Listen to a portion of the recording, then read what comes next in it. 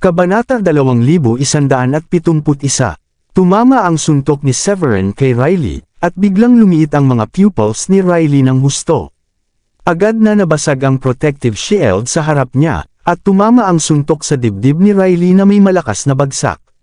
Sa isang iglap, pakiramdam ni Riley na parang buong katawan niya ay tinamaan ng isang napakalaking bundok, at biglang nakaramdam siya ng pait sa kanyang lalamunan. Kusang lumabas mula sa bibig ni Riley ang isang bungkus ng dugo.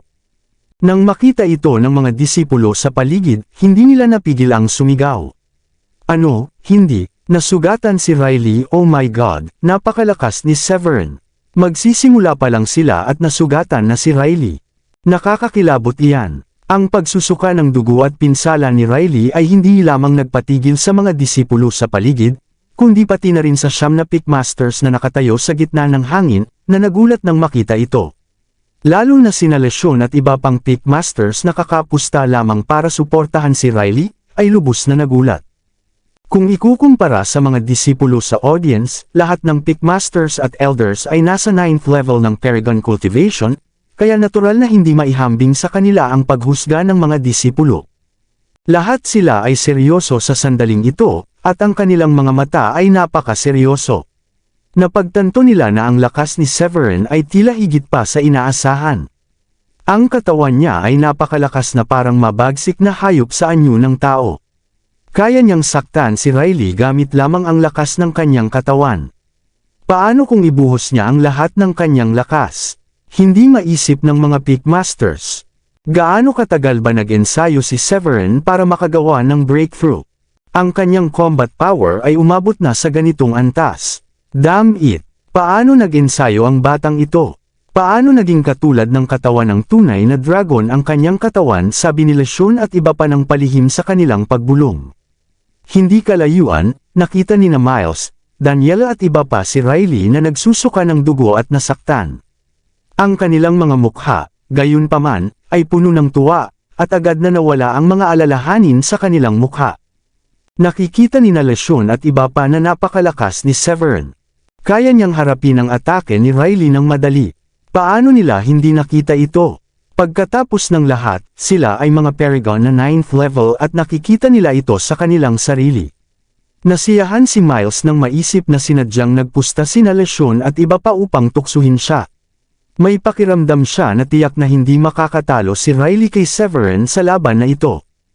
Matapos may hagis ng daan-daang talampakan palayo, naibalik ni Riley ang kanyang balanse. Mapatla ang kanyang mukha at tinitigan si Severin na puno ng galit, at ang kanyang mga mata ay may murderous intent. Kung ang sulyap ng isang tao ay makakapatay, baka napaslang na si Severin sa sulyap ni Riley sa sandaling ito. Tinitigan si Riley na nakatitig sa kanya, ngumisi ng mapanukso si Severin at sinabi ng sarcastically, "You are too weak." Bilang sa pangungutya ni Severin, tumitig si Riley sa kanya, at namula ang buong mukha niya. Naalala niya kung paano niya hinamak ang kalaban bago ang laban. Gayunpaman, ang laban na ito ay tungkol sa pagpasok sa susunod na round at makipagkompetensya para sa rankings. Pinigil ni Riley ang galit sa kanyang puso. Huminga siya ng malalim, at tiningnan si Severin ng mabuti, at dahan-daang sinabi, "Severin, anak ka ng tinapa." Sa mahabang panahon, ito ang unang pagkakataon na nasaktan at naapi si Riley ng ganito. Agad na nagliyab ang galit sa dibdib ni Riley dahil sa mga salita ni Severin. Nagpakita ng mga sinag ng liwanag sa paligid niya, at biglang tumaas mula sa kanyang katawan ang napakainit na hangin. Isang napakainit na araw ang biglang lumitaw sa kalangitan sa paligid. Ang araw ay sumisikat sa langit, at ang mga alon ng hangin sa paligid ay umuyuko at umiikot sa init. Si Riley, na nasa anino ng araw na kasing laki ng millstone, ay biglang sumigaw, "9 suns shine in the sky." Uminit ang galit ni Riley, at mabilis niyang binuo ang isang seal gamit ang kanyang mga kamay. Ang araw sa ibabaw ng kanyang ulo ay agad na naging 9 na malalaking fireballs, na bumubuo ng 9 suns in the sky. 9 na naglalagablab sa mga fireballs ang nakabitin sa kalangitan, at ang init mula sa mga ito ay naapektuhan ang paligid, na nagbitak ng malalaking puwang sa void. Pumunta ka. Pagkatapos i-activate ni Riley ang magical power ng kanyang 9 body constitution, tiningnan niya si Severin nang may mapanukso sa mukha, at malamig ang mga mata, na parang nakatingin sa patay. Matapos bamulong ng malinaw na pantig, itinaas niya ang kamay at binangga ito ng marahas patungo kay Severin. Sa isang iglap, ang 9 na malalaking fireballs na nakabitin sa ere ay sabay-sabay itinapon kay Severin. Bawat fireball ay kasing laki ng maliit na bundok, at pinuno ng crimson light ang kalangitan. Ang matinding init ay nagbasag sa bawat espasyo na dinaanan nito sa maliliit na piraso. Ang apoy mula sa fireball ay labis na nakakatakot, at kahit si Severin ay nakaramdam ng banta. Naramdaman niya na ang ordinaryong Paragon level ay maaaring walang magawa kundi tumakbo para sa buhay kapag hinarap si Riley. 9 ang mga fireballs na iyon. Hinarap ang atake na ito, huminga ng malalim si Severin at hinigpitan ng Scarlet Sky Sword sa kanyang kamay. Sa susunod na sandali, napakalaking dami ng spiritual energy mula sa langit at lupa ang bumuhos dito, na nagdulot ng malakas na sigaw ng espada. Kasabay nito, ang inner swordsmanship ay sumabog din sa katawan ni Severin, na naging matinding fighting spirit at lumipad sa kalangitan, patungo sa libu-libong milya ang taas. Sky Soil Heptagold Sword Energy, patayin. Kasunod ng kanyang sigaw, dahan-daang inihampas ni Severin ang Scarlet Sky Sword sa kanyang kamay. Sa isang iglap, ang itim at dilaw na usok ay nagkondense sa mahabang espada, at isang puwersa ng langit at lupa ang dumaan dito, dala ang nakakatakot na enerhiya. Ang enerhiya ay naging sword light na 10,000 talampakan ng haba at tumama. Sa sandaling tumama ang sword light, lahat ng cultivator sa loob ng radius ng 12 ng milya sa paligid ng arena ay narinig ang matinding sigaw ng espada sa kanilang mga tenga. Kaagad pagkatapos, may humuhuni sa hangin, na parang pinunit ang hangin. Matapos ang mga ingay na iyon, naramdaman ng lahat ng mga naroon na parang ang kanilang balat ay kinistis ng matalim na sword energy. Bagamat hindi sila nasaktan, maraming nakakapanindig balahibo ang lumitaw sa kanilang katawan, at tumayo ang kanilang mga buhok, na nagdulot ng pakiramdam na nanginginig ang kanilang sarili. Lahat sila ay natakot. Hindi kalayuan, si Riley nakakagamit lamang ng 9 niyang divine power ay agad na nakaramdam ng napakalaking banta nang lumitaw ang sword light. Ang di nakikitang pakiramdam ng banta ay pinakamalapit ng putulin ng sword light ang kalangitan. Agad na nagulat si Riley. Hindi na siya nag-isip, hindi niya kinontrol ang 9 na fireballs para patayin si Severin. Nang makita ni Severin ang nangyayari sa likod, ngumisi siya, at gumalaw ang sword energy sa paligid ng kanyang katawan, na kinokontrol ang sword light upang hiwain ang fireballs. Ang 9 na sobrang init na kopya ng araw ay tumagal lamang ng sandali bago tuluyang nahati sa Sky Soil Heptagold Sword Energy, naging maliliit na piraso ng aura at nawala sa void. Gayunpaman, nanatiling hindi hamina ang sword light, at diretso itong tumungo kay Riley sa ere. Nang makita ito ni Riley, agad siyang natakot. Itinaas niya ang sapphire blue long sword sa kanyang kamay upang labanan ang sword light, ngunit nakaya lamang nitong pigilan sandali bago siya tuluyang nabangga ng napakalakas na sword energy. Bang! Sa biglang malutong na tunog sa kanyang mga tenga, biglang lumiit ang mga pupils ni Riley ng gusto at sumigaw siya, hindi. Gayunpaman, agad na nahati sa maliliit na piraso ng sapphire blue long sword sa kanyang kamay ng Sky Soil Heptagold Sword Energy. Kumislap ang espada, at bago pa makareact si Riley, bumagsak siya mula sa ere na parang ibon na may sirang pakpak. Bumagsak si Riley mula sa ere, at isang bungkus ng dugo ang lumabas mula sa kanyang bibig. Agad na napangiwi ang buong mukha niya sa matinding sakit, at pakiramdam niya ay parang tinamaan siya ng isang sinaunang banal na bundok, at tumama siya ng malakas sa lupa. Isang malalim na hukay ang nabuo sa lupa. Ang marahas na shockwave ay nagdulot ng malakas na hangin na walang awa na umiikot sa paligid, na nagpatamba sa maraming disipulo sa isang iglap. Nang makita si Riley na bumagsak mula sa ere, maraming disipulo ang labis na natakot na manginig sa kanila, at nagsimulang mag-usap-usap tungkol dito. Holy crap! Dahado talaga si Riley. Iyon ay hindi inaasahan ni Severin, na nakuha niya ang itaas na kamay sa ilang mga galaw lamang. Mukhang mas malaki ang tsansa ni Severin na manalo. Ang mga sigaw at nag-aalimpungatang ingay ng mga disipulo sa paligid ay nakakabingi at umalangaw-ngaw sa kalangitan. Kasabay nito, ang 9 na Pick Masters na nakatapak sa Void, pati na rin ang mga elders ng mga pangunahing sekta, lahat ay nagulat nang makita na natalo si Riley kay Severin, lalo na sina Lesyon at iba pa ang dating pumili na suportahan si Riley sa pastahan. Ang kanilang mga mukha ay namula at naging lubhang malungkot. Ang lakas na ipinakita ni Severin ay lampas sa inaasahan. Naglaban lang sila ng sandali, ngunit si Riley ay nasugatan na. Dapat malaman na si Riley na isa rin sa 5 core disciples ng sekta, na isang kilalang prodigy, at nakagawa ng breakthrough sa Paragon ng mas maaga kaysa kay Severin.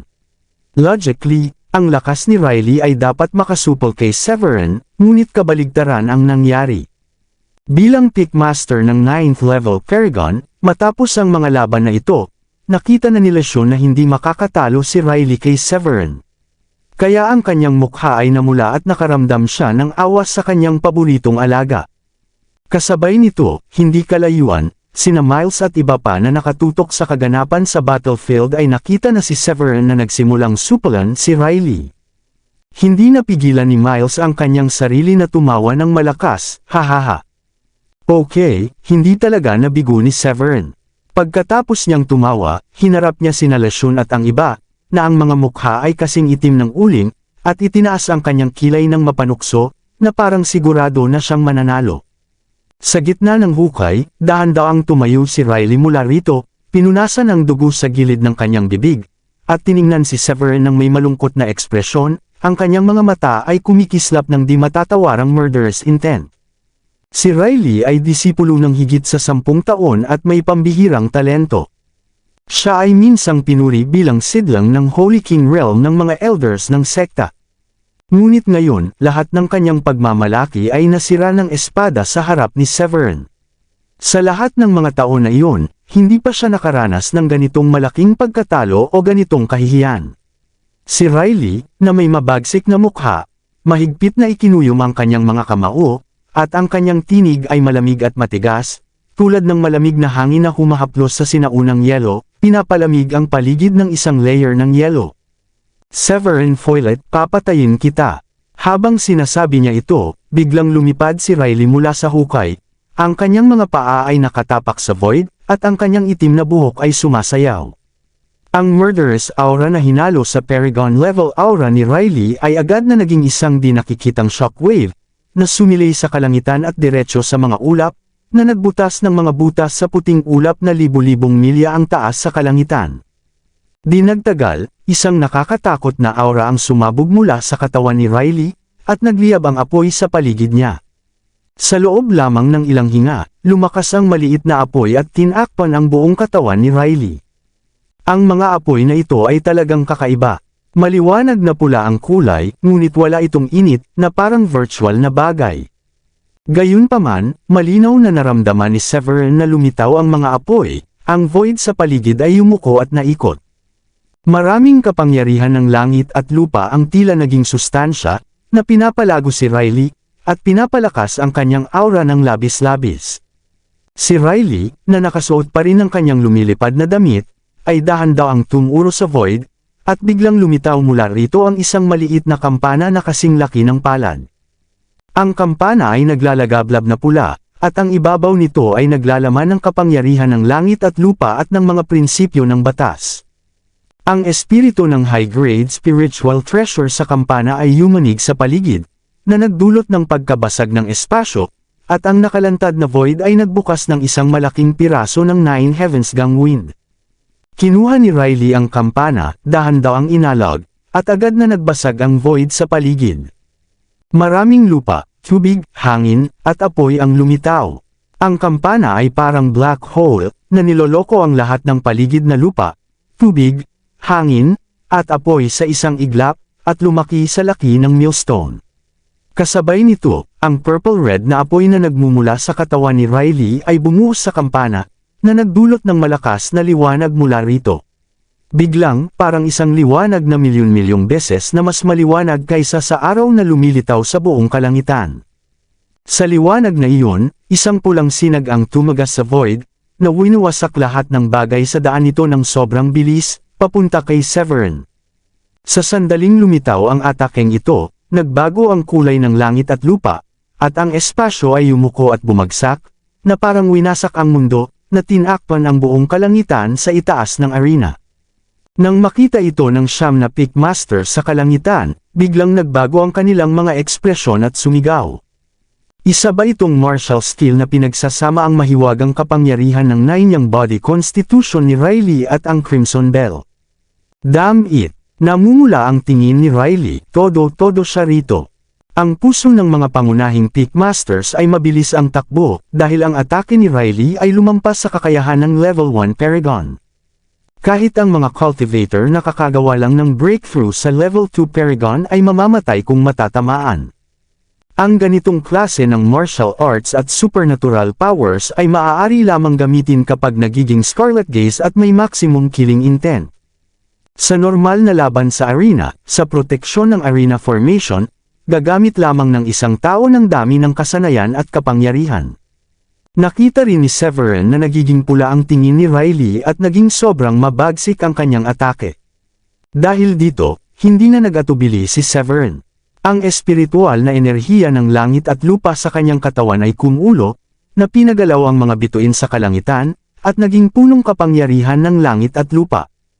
Sa susunod na sandali, ang kapangyarihan ng langit at lupa ay bumuhos sa Scarlet Sky Sword sa kanyang kamay, at isang hindi pa nagagawang nakakatakot na sword intent ang sumabog mula sa kanyang katawan. Ang sword energy ay bumutis sa hangin, na winasak ang espasyo sa paligid nito, at nagdulot ng pagkagulo sa espasyo at nagbunsod ng maraming malalakas na tunog lugar. Anong uri ng mahiwagang kapangyarihan ito? Nagbago ang ekspresyon ni Riley, at naramdaman ang matinding banta matapos gamitin ni Severin ang sword energy. Ito ay isang pakiramdam na hindi pa niya nararanasan noon. Ginalaw ang buong katawan niya sa sandaling iyon. Walang pag-aalinlangan, hinagis niya ang kampana sa kamay at pinatama ito sa ulo ni Severin. Nang makita ito, ngumiti si Severin. Biglang itinaas niya ang kanang kamay at dahan-daw ang hinaplos ang Scarlet Sky Sword sa kanyang kamay. Ang madilim na sword energy sa katawan niya ay patuloy na umuungal, at ang tunog ng sigaw ay nakakapagbuwal ng lupa. Maraming itim at dilaw na usok at enerhiya ang sumabog mula sa kanyang mga pores at hinalo sa Scarlet Sky Sword, na nagdulot sa kanya ng talampakang espada na maglabas ng daang talampakang sword energy. Sumigaw si Severin, at hinagis pababa ang Scarlet Sky Sword. Ang daang talampakang sword energy sa espada ay parang palaso mula sa pana, tumagos sa espasyo, at mabilis na tumama kay Riley. Ngayon, papatayin kita sa isang hampas ng espada. Kabanata 2175. Bagaman ang sword energy na mabilis na papalapit sa kalangitan ay daang talampakan lamang ang taas, hindi naglakas loob si Riley na maliitin ito. Sa logika, ang isang ordinaryong level 1 Paragon ay maaaring makagawa ng malaking hukay na may radius na ilang milya sa isang suntok, at sa isang simpleng hampas, maaari itong gawing libong talampakan ng haba. Para sa isang level 1 Paragon, ang daang talampakan na sword energy ay pakiramdam na parang laro ng bata. Sa sandaling nakita ni Riley ang papalapit na sword energy, tuluyang nagbago ang kanyang ekspresyon, at maraming mapulang mata ang lumitaw sa kanyang mga mata. Ang kampana sa kanyang kamay ay nanginginig ng malakas, at lumabas ang isang bungkos ng dugo. Kahit na ilang milya ang layo niya, ramdam ni Riley ang madilim na sword energy sa espada, na parang dumulas ito sa buong katawan niya. Sa kanyang tingin, saan man dumaan ang golden sword energy, ang ilalim ng espasyo sa paligid ay tuluyang bumagsak. Kahit ang lupa, tubig, hangin, at apoy ay winasak, at tuluyang naging purong void space. Kahit ang mga karaniwang pinakamarahas na monghe, ang tinatawag na Saint Monks, ay masasaktan at mamamatay kung mahawakan ito. Ang 9 heavenly gang wind na dumadaloy mula sa mga bitik sa void ay biglang nawala ng walang bakas sa harap ng sword energy. Nang makita ito, labis na natakot si Riley. Nang inig ang kanyang anit at ang lahat ng buhok sa katawan niya ay tumayo. Tumingin siya ng mabagsik at sumigaw ng palalong. 9 yang body constitution, sundin ang aking utos, ang kapangyarihan ng langit at lupa ay magsasama sa aking katawan. Habang sumisigaw siya, ang purple-red na apoy sa katawan ni Riley ay nagliyab ng marahas, at ang kulay nito ay mabilis na naging madilim at malalim. Ang aura ay sumabog ng sobrang lakas na agad na winasak ang formation sa ibabaw ng arena hanggang sa alikabok. Sa kabutihang palad, naruroon ang 9 Peak Masters at ang Sec Master na si Oscar Burton. Sa sandaling napansin nila na nabasag ang arena formation, si Oscar ang nanguna. Itinaas niya ang kamay at dahan daw ang hinawakan ang arena, at ang maraming kapangyarihan ng langit at lupa mula sa paligid ay sumabog. Sa isang iglap, ang nabasag na formation ay naayos tulad ng dati, at pinalakas hanggang sa kaya nitong tiisin ang aftermath ng laban sa pagitan ng mga Paragon level. Si Oscar, na nagpatatag ng arena formation, ay hindi napigil ang sabihin, "Good boy, the battle between these two is almost reaching the second level of Paragon." Kasabay nito, ang daang talampakang sword energy na itinama ni Severin ay lumipad ng ilang milya sa espasyo at tumama ng malakas sa sobrang init na lugar. Ang sword energy ay naglabas ng malakas na tunog, at ang malaking kapangyarihan ng langit at lupa ay inatake ang magical power ni Riley, na tuluyang winasak ito sa loob lamang ng ilang segundo. Ang natitirang kapangyarihan ng sword energy ay hindi hamina at diretso papunta sa katawan ni Riley ng sobrang bilis.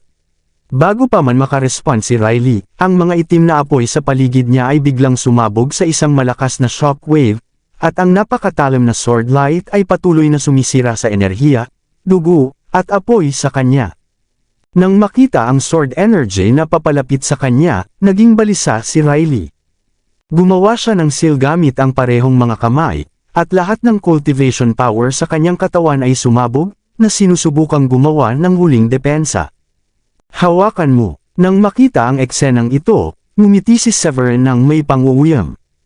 Paano kaya mapipigil ng kahit sino ang makapangyarihang Sky Soil Heptagold Sword Energy, na pinagsama sa Dark Sword Energy, upang lumikha ng pagpatay na hindi kayang tiisin ng ordinaryong tao? Hindi pa kasama ang seryosong sugatan na si Riley, kahit hindi siya nasugatan, malamang ay hindi niya ito kayang tiisin. Dapat malaman na ginugol ni Severin ang maraming oras sa pag-cultivate ng Sky Soil Heptagold Sword Energy. Matagal siyang nanatili sa Sword Tomb sa 7th Peak Mountain para maintindihan ang Dark Sword Energy. Lahat ng ito ay para sa araw na ito. Mga magarbong trick. Biglang sumigaw ng marahas si Severin, at ang sword energy sa kanyang katawan ay sumabog muli, papunta sa espada, na agad na winasak ang balanse ng opensa at depensa ni Riley. Patayin! Isang malutong na tunog ang bumasag sa hangin, at walang marahas na pagsabog tulad ng inakala. Mula sa labas, parang isang itim na linya ang pinutol mula sa kalangitan sa arena. Sa itim na linya, bumagsak ang espasyo, at nagiba ang mga prinsipyo ng batas, at naging walang bisa.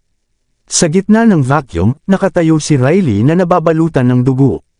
Ang kanyang robe ay napunit ng napakaraming sword energy at naging piraso ng tela, na nagpapakita ng siksik na mga peklat at pagdurugo. Sa sugat, ang brutal na sword energy ni Severin ay patuloy na umatake sa katawan ni Riley, na dahilan para magsimulang bumagsak ang kanyang katawan. Sa sandaling ito, mabigat ang kanyang paghinga. Nakayuko siya at nakatingin kay Severin, ang kanyang mga pupil ay puno ng matinding takot. Sa sandali ng pagtama ng sword energy, ang magical black spiritual fire ng kanyang 9 body constitution ay naputol, nasira ang espasyo sa paligid, at siya ay tinapakan sa isang lugar ng ganap na kawalan. Kung hindi mabilis na nag-react ang kanyang kaluluwa at binalutan ang buong katawan gamit ang Crimson Bell, patay na siya ngayon. Kahit ganoon, ang kanyang high-grade spiritual treasure, ang Crimson Bell, ay nabasag sa 12-dosenang piraso, at ang kanyang pisikal na katawan ay labis na nasaktan, nagbabanta sa kanyang buhay. Ano, hindi pa siya patay? Nang makita si Riley na humihingal pa rin sa void, medyo nagulat si Severin. Ang espada na kanyang pinatama ay mahirap pang labanan para sa maraming level 2 Paragon. Namangha si Severin, siya nga ang tunay na henyo ng sekta, sa huli, may mga trick pa rin si Riley. Gayunpaman, hindi niya balak palampasin ang kabilang partido. Gusto niyang samantalahin ang pagkakataon upang patayin siya. Dahil dito, sumabog agad ang cultivation ni Severin. Sa sandaling ito, ang kanyang buong katawan ay parang naging meteor, at bigla ang sumabog palabas, itinaas ang kanyang kamao, at diretsyong tumungo kay Riley. Sa sandaling lumapit, Ang Heptagold Energy at Sword Energy sa kanyang katawan ay pinagsama, bumuo ng isang napakalaking palad, at pinatamaan ng mabigat si Riley. Bang! Isang malakas na putok ang narinig. Nagulat si Riley, at lumabas ang isang bungkus ng dugo mula sa kanyang bibig, biglang bumagsak ang kanyang katawan, at sumigaw. Severin, huwag kang maging padalos-dalos. Handa na akong umamin. Bago pa man maipahayag ni Riley ang salitang I admit defeat mula sa kanyang lalamunan, inatake na siya ni Severin. Itinaas niya ang kanyang kamao at tumama, tulad ng pagsikat ng araw sa kalangitan, na walang bilang na immortal lights ang nagliwanag sa espasyong ito. Nang makita na ayaw siyang palampasin ni Severin, labis na nagbago ang ekspresyon ni Riley. Itinaas niya ang kanyang kamay at pinalo ito, at agad na inilabas ang isang low-grade spiritual weapon mula sa storage ring.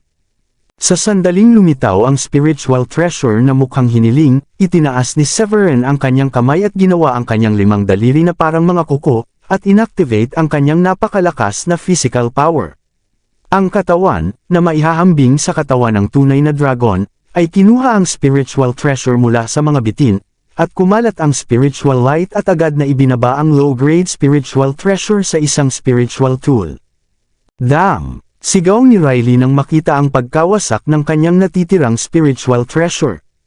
Palaging maingat si Riley sa sword energy ni Severin, ngunit hindi niya inasahan na kikilos ang kabilang partido ng ganito nang hindi ginagamit ang Sky Soil Heptagold sword energy. Labis-labis na natakot si Riley. Sa sandaling ito, itinaas niya ang kanyang kanang kamay at pinalo ang kanyang dibdib. Ang kanyang buong katawan ay parang sinunog ng apoy ng buhay. Itinaas niya ang kanyang mga kamay at umatake ng buong lakas. Nang makita na gusto pa rin ni Riley na lumaban, ngumiti si Severin ng may pang-uuyam. Ibinaba niya ang kanyang mga kamao at pinindot ang espasyo, sumabog ng may hindi pangkaraniwang lakas. Ang suntok na ito ay may napakalakas na puwersa at tumama sa dibdib ni Riley ng sobrang bilis. Para kay Riley na tinamaan, ang kanyang dibdib ay agad na nalunod, nagiba at na-displace ang kanyang mga internal organs, at isang bungkus ng nabasag na baga at piraso ng organ ang lumabas mula sa kanyang bibig na may tunog na pagplok.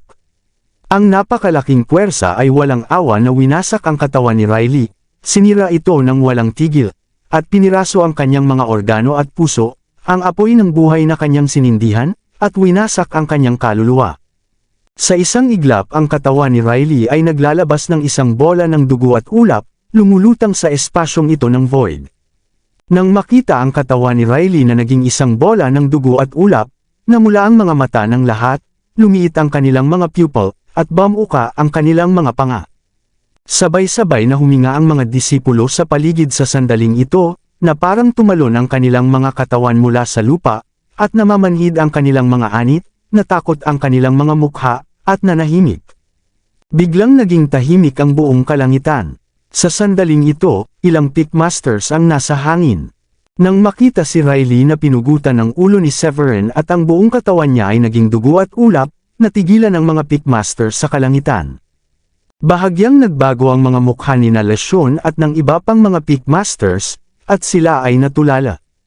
Nang isayad ni Severin ang kanyang espada kanina, nagulat sila na ang suntok ay maihahambing sa level 2 Paragon. Sa ganitong lakas, matatalo si Riley sooner or later. Hindi nila inakala na hindi titigil si Severin pagkatapos saktan si Riley, kundi inatake siya ng walang tigil. Sa pamamagitan ng napakataas na pisikal na kapangyarihan, ang malakas na pag-atake ng espiritual na kayamanan ay pumapasok sa kawalan ng laman sa paligid ng katawan ni Riley. Lalo na ang huling suntok, parang dragon, na nagniningning tulad ng araw, na walang hanggang kapangyarihan ng langit at lupa, at aktwal na winasak ang katawan ni Riley sa isang iglap. Wala silang pagkakataon na makasagot. Karaniwan, bihira mangyari ang ganitong sitwasyon sa isang kompetisyon sa arena, dahil may mga pormasyon na nagpo-protekta, at may mga sect elder na nakapaligid para magbantay. Sa sandaling may mapansin na may mali, pwede agad humingi ng tulong para iligtas ang tao. Masyadong mabilis ang huling suntok ni Severin para makarespond ang mga Pickmasters. Nang makabawi na sila sa kanilang sarili, si Riley ay naging dugo at ulap na, ang kanyang kaluluwa ay nawala, at walang palatandaan ng pagkabuhay muli. Kahit na malalakas sila, hindi na nila maililigtas ngayon. Ang tahimik na eksenang ito ay mabilis na nabali ng biglang takot na sigaw mula sa mga nakasaksi. Patay, patay, patay na si Riley. Grabe, si kapatid Riley, ay isang core disciple ng sekta at isang proud na Paragon, ay patay na. Naliligaw ba ang isip ko? Isa siyang Paragon level. Isang serye ng malalakas na sigaw ang nagmula sa mga disipulo sa paligid. Hindi makapaniwala ang lahat sa sitwasyong nasa harap nila. Gaano katagal na ang laban ni Riley at Severin? Sandali lamang mula nang pumasok sila sa ring. Si Riley, na dati ay agresibo at mayabang, ay bumagsak sa isang iglap. Napakalakas ng impact ng eksenang ito. Paano hindi manganginig ang lahat? Sa gitna ng mga sigaw ng mga disipulo, si Raymond, na nakaupo sa tabi ng isang sect elder sa viewing platform, ay biglang nagbago ang mukha, at ang kanyang mga mata na nakatingin kay Severin ay puno ng takot. Gaano nakatagal? Paano mo nagawang patayin si Riley? Dumadaloy ang malalaking alon sa puso ni Raymond. Medyo hindi siya makapaniwala, ngunit ang katotohanan ay naipakita na sa harap niya, si Riley ay bumagsak. Hindi na rin mabilang kung gaano siya natakot sa sandaling ito. Alam niya ang lakas ni Riley. Ang lakas ni Riley ay madaling kabilang sa top 3 ng buong younger generation ng Grundy Uno sect. Hindi lang niya taglay ang 9 niyang body constitution, na master din niya ang magical martial arts na 9 niyang dharma, kaya halos walang kapantay sa parehong level. Gayunpaman, kahit isang prodigy na tulad ni Riley ay nakayanan lamang ng ilang sandali sa harap ni Severin bago pinatay sa mismong lugar. Hindi makapaniwala si Raymond kung gaano kalakas si Severin. Sa oras na ito, si Celeste, na nasa tabi niya, ay katulad niya. Ang kanyang maselan na mukha ay parang bamuka ang panga, na nakalabo ang mga mata, at parang natigilan siya sa lugar. Matagal bago siya nakabawi sa sarili. Nang nakabawi si Celeste, may nakalutang na pagkagulat sa kanyang mga pulang mata. Riley patay na. Tinitingnan ni Celeste si Severin na may pagkabigla sa mukha at bamulong sa sarili, gaano kakalakas. Sa sandaling ito, hindi na siya makapaniwala. Sa kompetisyon kanina, pakiramdam niya, kahit na nakapasok na si Severin sa Paragon, hindi pa rin niya kalaban si Riley. Pagkatapos ng lahat, nauna nang nakapasok si Riley sa Paragon, at ang kanyang lakas at cultivation ay umabot sa huling yugto ng level 1 Paragon. Bukod dito, si Riley ay isa sa 5 core disciples ng sekta, at isang prodigy ng sekta, at may 9 niyang body constitution. Mayroon siyang magical powers, martial arts, at spiritual treasures at elixir. Bilang prodigy ng sekta, madali para kay Riley ang labanan sa ibang mga hangganan. Kahit paano niya tingnan, may malaking pagkakataon si Riley na manalo. Ngunit mula nang magsimula ang laban, agad na napunta sa disadvantage si Riley sa kanilang galaw lang. Sinimulan siyang supulan at hampasin ni Severin. Pagkatapos ng laban, malubha ang pinsalang natamo ni Riley, at wala siyang magawa kundi ilabas ang lahat ng kanyang cultivation. Hindi kaya ni Riley si Severin, at sa huli ay napabagsak siya hanggang mamatay.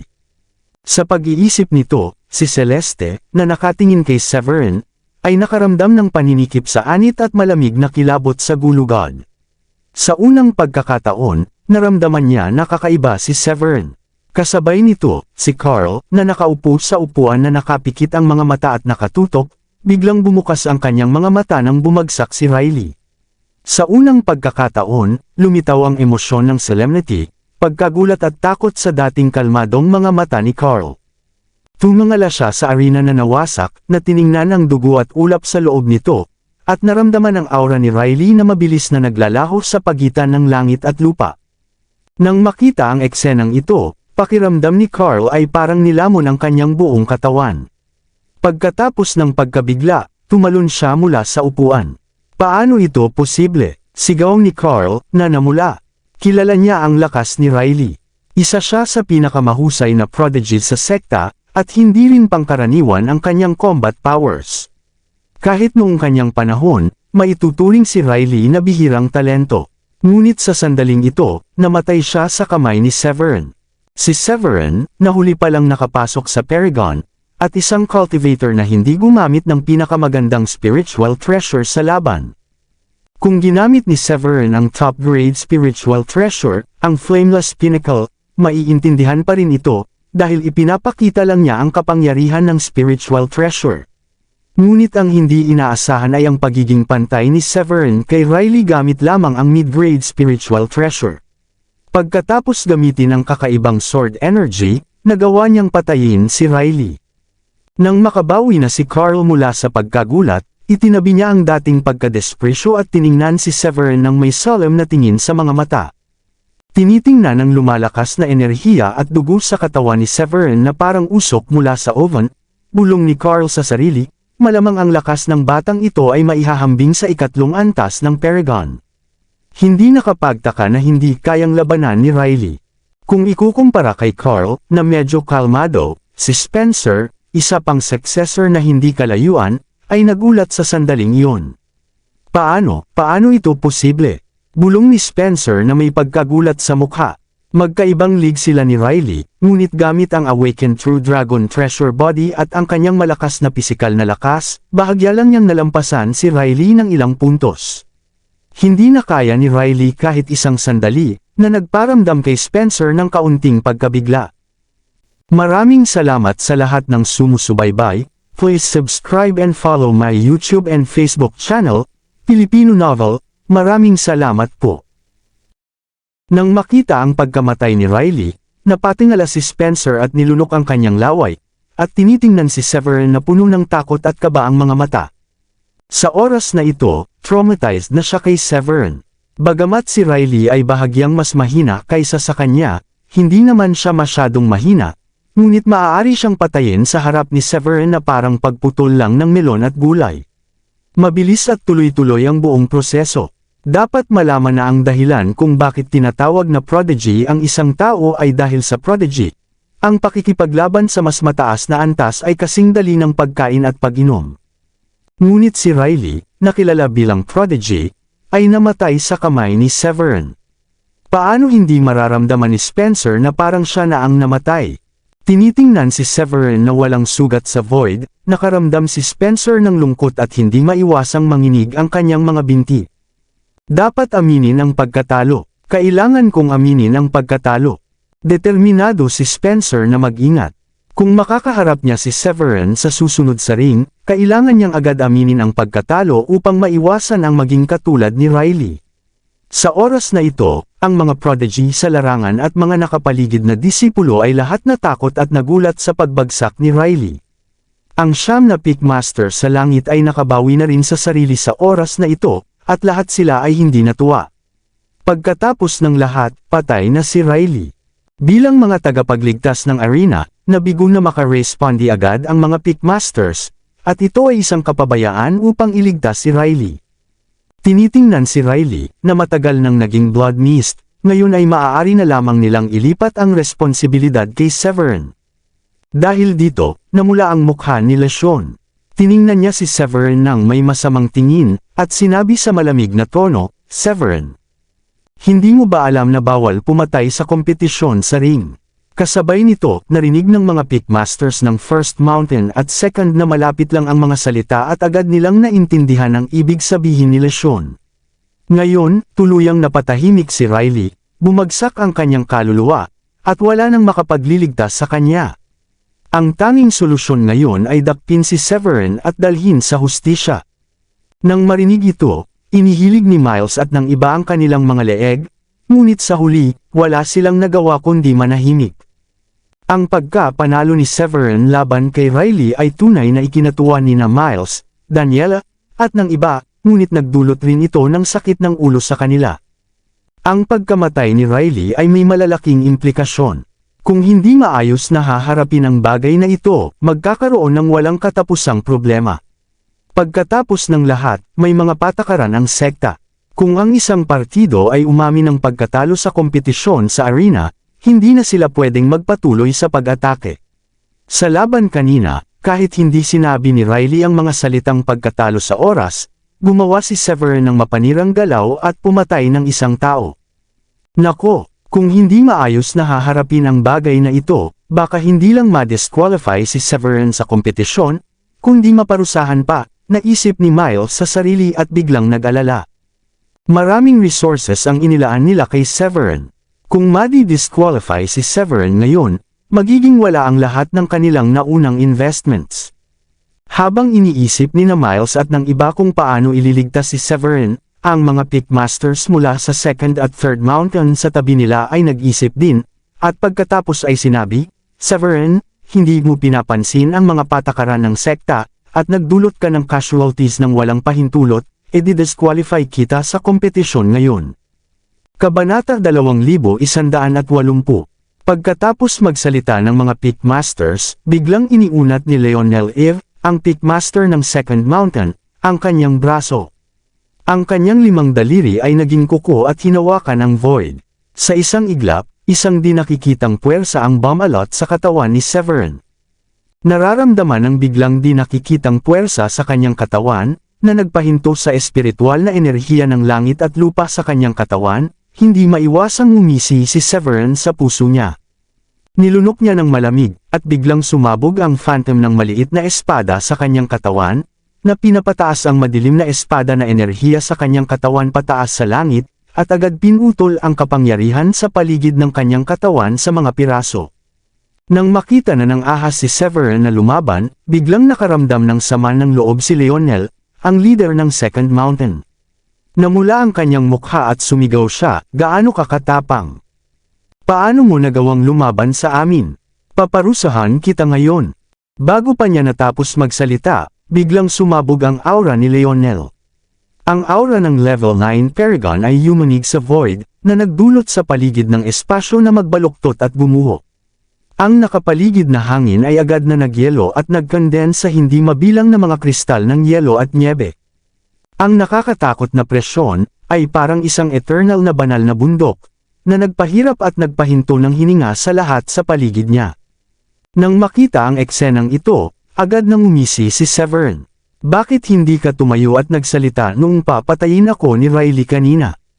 Sa laban kay Riley kanina, si Riley ang naunang gustong pumatay sa kanya, ngunit noong oras na iyon walang tumayo at nagsalita. Ngayon matapos niyang patayin si Riley, biglang lumabas ang mga tao na ito upang akusahan siya. Kahit na mapagbigay si Severin, hindi maiwasang magalit sa oras na ito. Nang marinig ito ni Leonel, medyo pangit ang kanyang mukha, at sumigaw siya ng malamig, "Humph! Napaka-masigasig mo." Pagkatapos sabihin ito, iniangat niya ang kanyang kamay at gusto niyang paluan si Severin gamit ang isang palm print. Ang kanyang palad ay banayad na pumutol sa espasyo, na parang isang marilag na langit at lupa, na nagdulot ng matinding panganib at kaba sa puso ni Severin. Alam niya na kung matatanggap niya ang palo na ito, malamang na seryosong masugatan siya kahit hindi siya mamamatay. Gayunpaman, sa harap ng panggigipit ng level 9 Paragon na si Leonel, naramdaman lamang ni Severin na ang kanyang mga binti ay kasing bigat ng tingga. Alam niya na hindi siya makalalaban at hindi makakatakas, kaya kinagat na lamang niya ang kanyang ngipin at mabilis na ginamit ang Dark Gold Bell. Nang makita na papalapit na ang palm print kay Severin, biglang nagsalita ang sect leader na si Oscar, na nakapikit at nakatutok sa mataas na plataporma at hindi nagsalita, sa oras na ito. Sapat na, nawala na ang isang prodigy sa sekta, at hindi natin pwedeng hayaang mamatay ang isa pa ngayon. Habang nagsasalita si Oscar, ang palm print na wala pang ilang talampakan mula kay Severin ay agad na naglaho sa hangin, na parang nakatagpo ng isang puwersa, at agad bumuho. Nang marinig ito ni Leonel, medyo hindi pa rin siya kontento at gusto pang patayin si Severin. Pagkatapos ng lahat, kung mamamatay si Severin, hindi na mawawala sa kanila ang taya na ginawa nila kina Miles at iba pa. Isa pang bagay, kung maalis si Severin, tiyak na makikipagkompetensya si Carl para sa unang pwesto sa kompetisyon at matagumpay na makakapasok sa Middle Bridge. Iniisip ito, gusto pang magsalita ni Leonel, Sect Master, si Severin ay pumatay ng isang tao. Bahagyang naningkit ang mga mata ni Oscar at nagsabi ng kalmado, "Ano? Hindi mo ba narinig ang sinabi ko kanina? Bukod pa rito, narinig mo ba si Riley na sumisigaw ng mga salitang, I admit defeat?" Nang marinig ang hindi masaya o malungkot na mga salita ng sect leader, biglang naramdaman ni Leonel ang malamig na pawi sa buong katawan, na bumagsak ang kanyang kaluluwa, at hindi mabilang na malamig na hangin ang umakyat mula sa kanyang mga talampakan at pumasok sa kanyang ulo mula sa likod. Alam ni Lionel na kung magpapatuloy siya sa lalim ng pakikialam, baka siya ang masalanta bago pa man si Severin. Iniisip ito, huminga siya ng malalim, at agad itinaas ang kanyang mga kamay kay Oscar at nagsabi, "My apologies." Napansin din ni Lesyon at iba pa sa tabi niya ang depensibong kilos ni Oscar sa oras na ito, kaya hindi na sila nang ahas magsalita pa.